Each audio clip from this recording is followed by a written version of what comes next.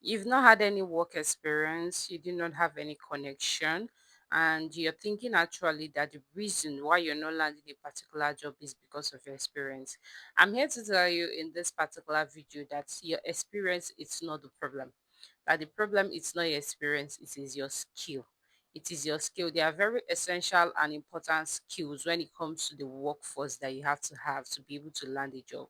So sometimes even the experience you have might not be able to cover up for those skills. You might have some certain experience, but because you do not have these particular skills, you might not be able to land that job. So in this video, I'm here to bring to you 6 skills that can get you hired. 6 skills that you definitely must have to be able to land that job. The number 6 is the most important. So stay tuned so you get to know what the number 6 is. That's the most important skill you have to be able to land that job. All right, welcome to the channel. If this is your first time, my name is Cynthia. I'm a real life recruiter. I've reviewed thousands of CVs, so I know what works and what does not work. And I'm here to tell you the things that work and things that do not work.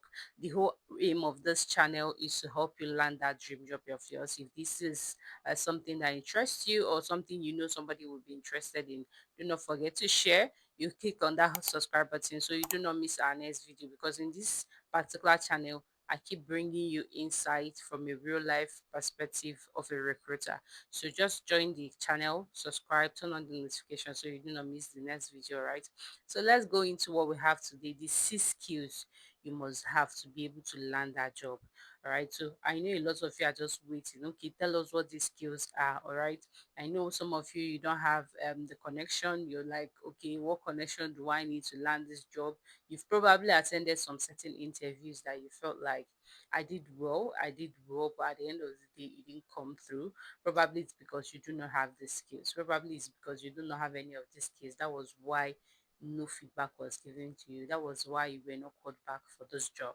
So today, the number one skill that you need to have as a job seeker, someone seeking for a job, someone wanting to land a dream job, the number one skill you have to have is communication. I feel like communication is actually underrated. Communication is underrated in the sense that, communication is a two-way thing. If you are not able to communicate to somebody, you can't even get a feedback, all right? And in every job right now, they always want feedback.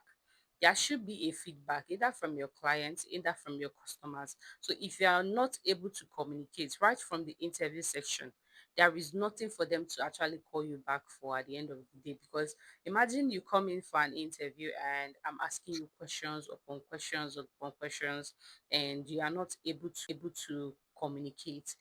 Probably you have the idea, you have the experience pervasive, and then you're being asked the question, what is this? Introduce yourself, but you are not able to communicate effectively.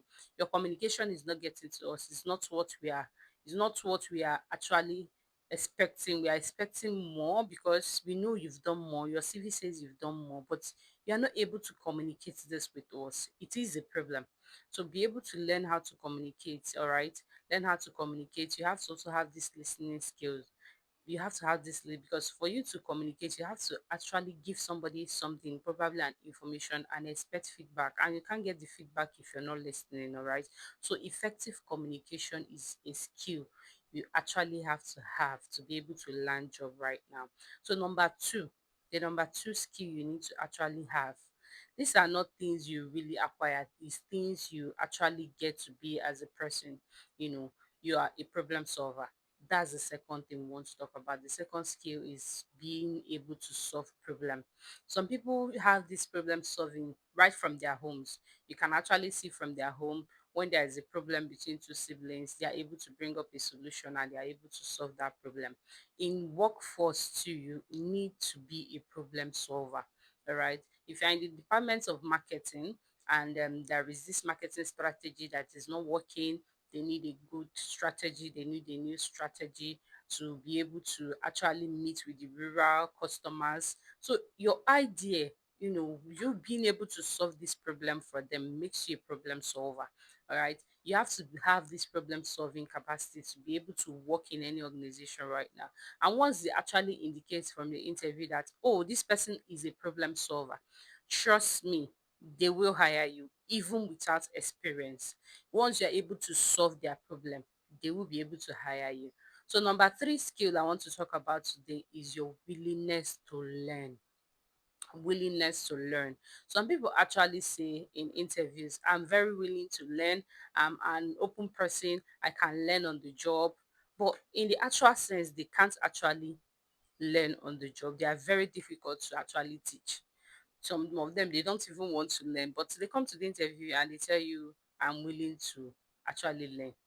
So in interviews, actually, even willingness to learn, you have to also indicate it, because if you do not indicate your willingness to learn, because actually in some certain jobs, it's not all the skill you necessarily have to have. You must be taught some of those skills in that organization. So you have to always be willing to learn despite your years of experience, despite what your experiences are. You must be very open to learning something new. You must be open to learning something new, and that is a skill you have to have. Be able to learn something new. These are not skills you acquire, these are personal skills you can actually imbibe by yourself. I don't want to go today and tell you you have to have this skill to be able to, something that we all know we can acquire. I'm telling you, these are things you have to work on yourself. All right, even from your environment, you can learn to communicate, you can learn to be a problem solver. you know Willingness to learn makes you be able to capture all these things in your environment. These are skills you need to acquire. If it's not something you have, start working on them, start practicing on them. All right.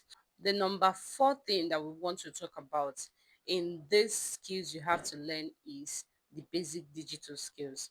So when I talk about the basic digital skills, I mean Microsoft Word, I mean the sheet, Google Sheets, I mean Google Documents, I mean the PowerPoint, I mean the how to email, Outlook email. I mean these are digital skills you have to be able to learn. The Excel and sheet, Google Sheet is a skill one really needs to acquire. How to be able to do PowerPoint presentations, slides. They are actually skills that are required of you. They are actually the skills that one is required of you to have. These are digital skills you need to have. Like they are just the basic digital skills everybody should have in this generation, because you being a sales rep right now does not mean you don't need these skills. You actually need digital skills actually to be able to work in such places right now, because they compute their data using Excel, using sheets, they Google Sheets to compute all their data, and draft out the name of their client and everything, all the details they need Excel. So in a situation where you haven't mastered the art of using Excel sheet, it will be a problem. It will be a problem for you in a situation where you can't use the Doc, Microsoft Doc, Google Doc. In a situation where you can't use it, you might not be able to type, you might not be able to write a letter, just a simple letter, or probably write something to someone. If you can't do your email, you might not be able to send email to your customers, you might not be able to send email to your clients. So these are basic skills one needs to acquire. It is a basic skill that you need to actually have right now, and you don't need experience to actually acquire these skills. There are lots of YouTube videos where you can find them. They are actually, they are actually there. They are free. Google packages are free. Google Suits, they are free. You can always go there, try to learn, watch videos, learn, or find someone to teach you. But these are basic skills you have to have even without experience for you to land a particular job. All right. So the number five thing I'm going to be talking about today is your reliability and work ethics. Your reliability and work ethics. That's the number five skill you need to have. You have to be reliable. You have to be able to work with the work ethics. There are actually rules and regulations that the offices they've already set down, that okay, this is what we work with, this is what our ethics are, this is how we go about our own. It does not mean that their own is wrong. Every company has its own strategy and its own way of working. The way my office work, even though they're a consulting for a firm, it's not the way another company will work, even as a consulting firm. Everybody has their own work ethics. So you have to be able to be reliable. In fact, you have to be able to work independently without any supervision. You have to be able to use their work ethics to be able to work. They have to rely on you that, okay, if they send you this thing to do, you're going to be able to deliver. If they give you a client to send an email to, you are not going to be sending an email that is not well formatted and that it is wrong, that communicates wrongly. You're not going to mess up the system when you're giving the system and you're told that okay, we work on this sheet, that this is the sheet we use. You will not just end up going to the sheet to delete everything that is there at the end of the day. So you're supposed to be able to be reliable. This person that employed you has to be able to rely on you, rely that this work will get done once it is handed over to you. It's not a situation where they give you work and at the end of the day the work does not get done, or at the end of the day you do it but it is all not the way it's supposed to be. You're supposed to know what the work ethics are.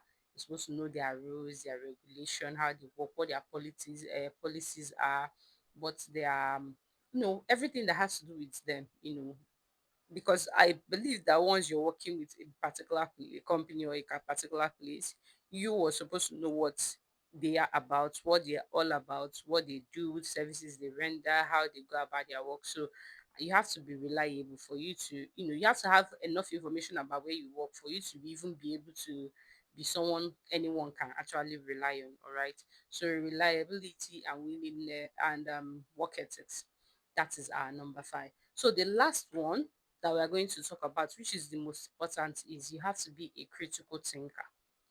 Yes, you have to be able to think outside the box. You have to be able to think beyond what everybody's thinking. You have to be able to give more than what everybody is giving. All right. So critically thinking about situation. Okay, we have done this marketing strategy and it worked in this location. Will this marketing work in this location? And if it's not working in this location, what can we do in this location for this to work actually? That is you critically thinking about the situation and trying to find solution to it. And companies love critical thinkers. They like people who can think outside the box. They like people who can actually, bring solutions.